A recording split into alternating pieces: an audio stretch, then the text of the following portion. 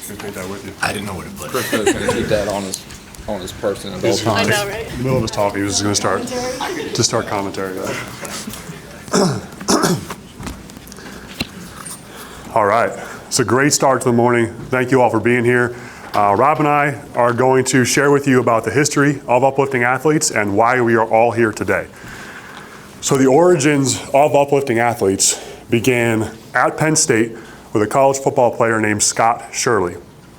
In 2003, his dad was diagnosed with a rare form of cancer. The doctors told him there wasn't much hope and that he should go home and spend the rest of the time he has with his family. And that was devastating news for Scott and his family. Like any of us would have done, went back to his apartment and he was venting with his roommates who were also on the football team. And their response was, we need to do something about this. So what they did about this is they took a simple, ordinary workout and they turned it into what we call Lift for Life. Now Scott graduated in 2003, and every year after 2003, he came back and supported the Lift for Life event as much as he could. Unfortunately, in 2005, his dad passed away. And when that happened, a spark lit in Scott, so he decided to quit his job, move back in with his mom, and he founded Uplifting Athletes. In 2006, I enrolled at Penn State, and this is how my path crossed with Scott's. I was on scholarship to play quarterback at Penn State, and for me, that was a significant change in the trajectory of my life.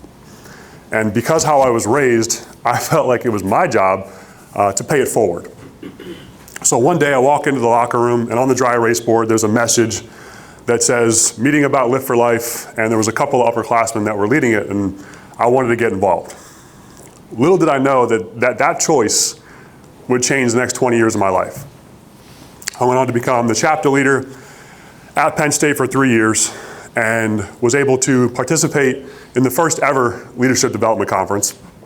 And this is actually a photo of the third Leadership Conference, so you can imagine what the first one looked like if it actually was taken.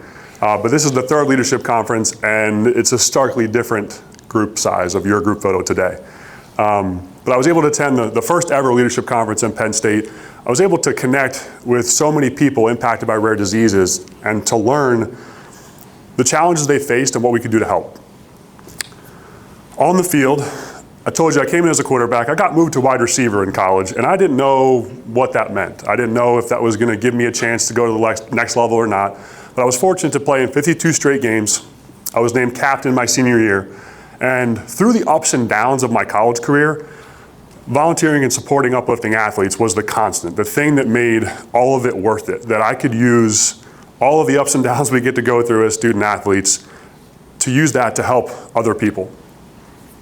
Fortunately for me, I had a really good senior season and was able to move on to the NFL. I signed as an undrafted free agent with the Miami Dolphins, and my rookie year I made the practice squad. After that, I went on to play in the NFL for 5 years. I had played for the Seattle Seahawks and Tennessee Titans in the regular season, and I got cut a bunch of times and ended up in a bunch of other cities, but I'll not bore you with all of that. But the biggest thing I took away from that experience was, while living out a childhood dream, there was a greater purpose that I found. And I noticed there was a lot of other professional athletes that had the means and the want to give back, but just didn't have the direction. I was fortunate to come from a college experience where I found that, and it clicked for me that uplifting athletes was a way to channel what we were already doing as athletes, not do anything outside of that framework, and still help people tremendously.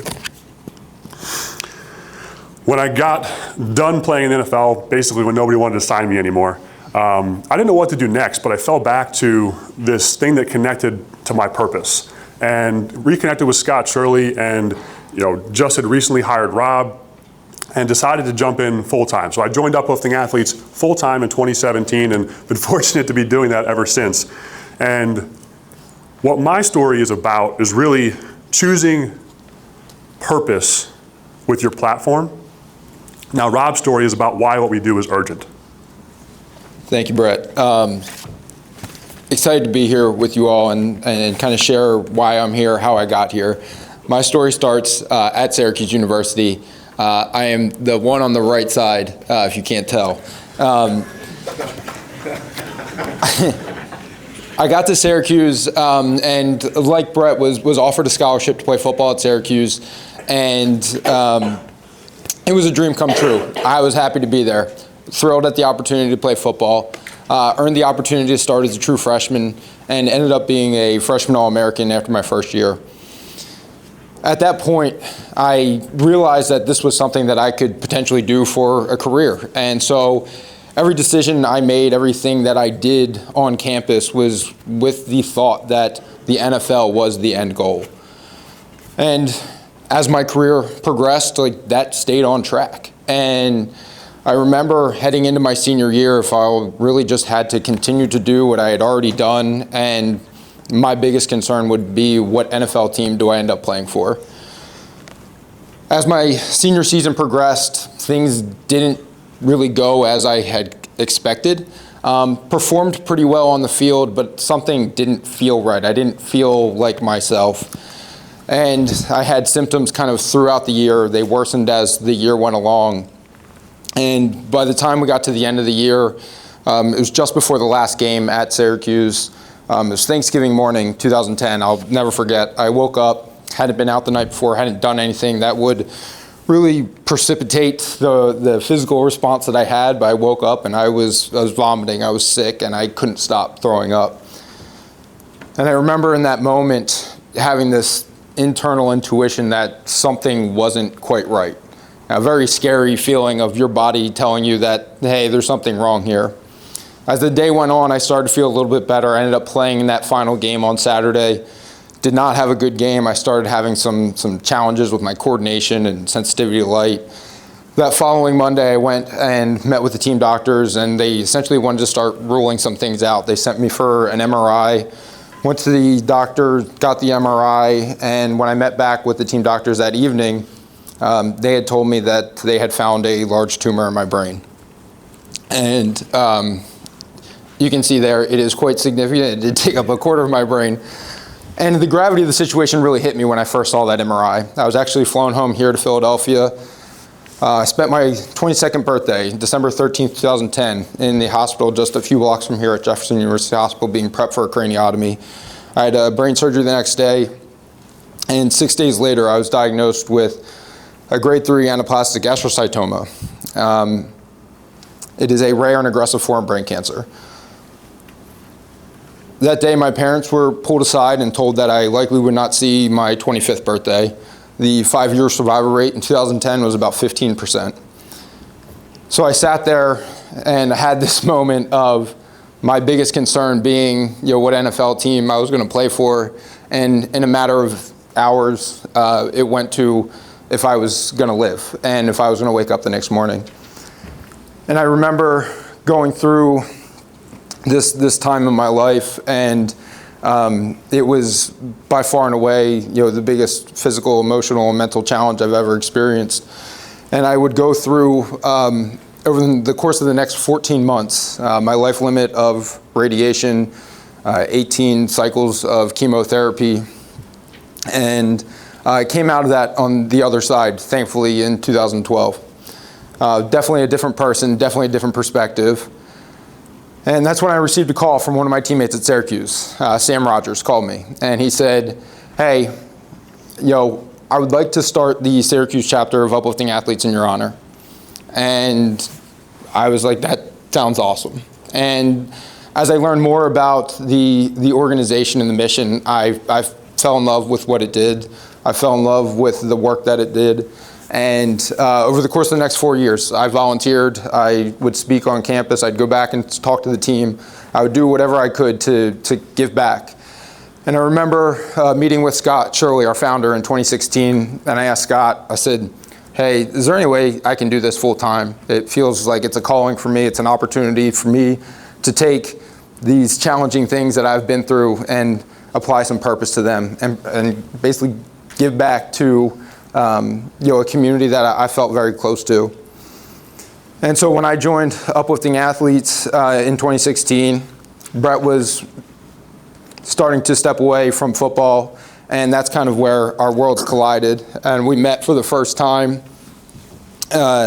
which actually wasn't the first time. Brett and I actually found out that we played against each other Syracuse played Penn State twice during our time together.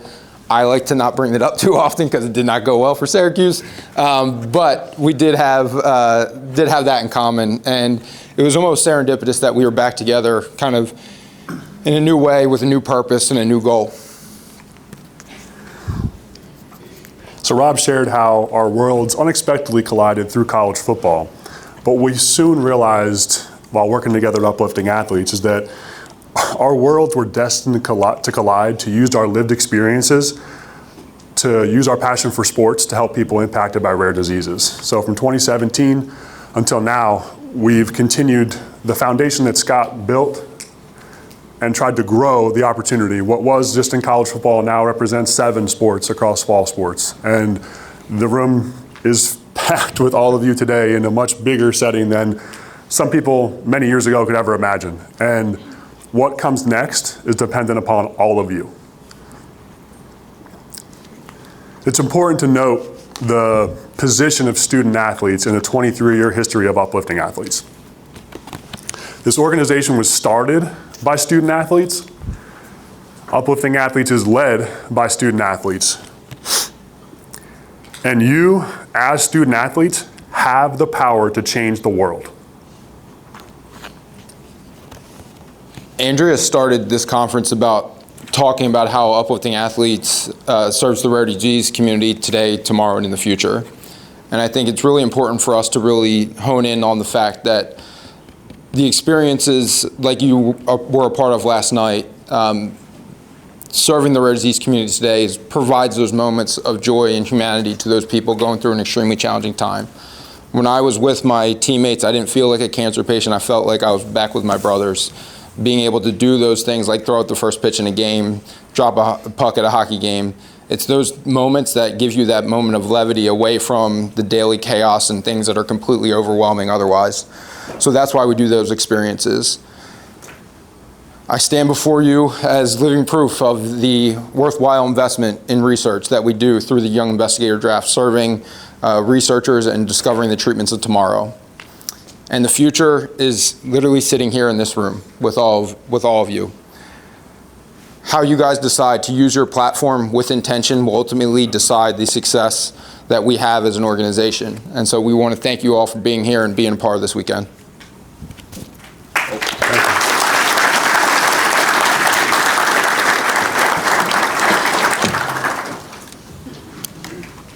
Michelle. You got one or you just? I'll use the mic. I don't care. Thank you. Yeah, no, thank you. Yes. Thank you. All right, so we are gonna take like